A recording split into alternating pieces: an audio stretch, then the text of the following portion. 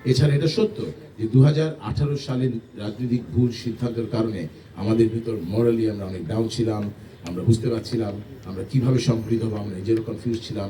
সব কিছু মিলিয়ে আমাদের একটু সময় লেগেছে, এটাকে আমরা স্বীকার করি। তবে 5ই অক্টোবরে আমার বাবার চলে যাওয়ার পর আমাদের মানসিকভাবে প্রস্তুতি নেওয়ার জন্য আসলে আমাদের একটু সময় লেগেছে। যা ভুল করেন আমরা ভুল করেছি এবং তার প্রায়শ্চিত্ত আমাদেরকেই করতে হবে।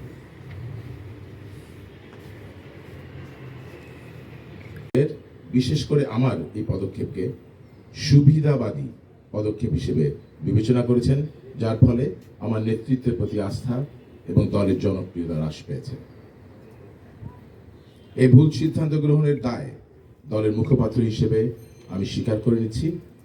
উপলব্ধি ও আত্মসমালোচনার মাধ্যমে এই ভুল থেকে বেরিয়ে এসে বিকল্পধারার আদর্শকে সমুন্নত করতে না পারলে আমি মনে করি বর্তমান প্রজন্মের কাছে বিকল্পধারা তার প্রাসঙ্গিকতা হারাবে।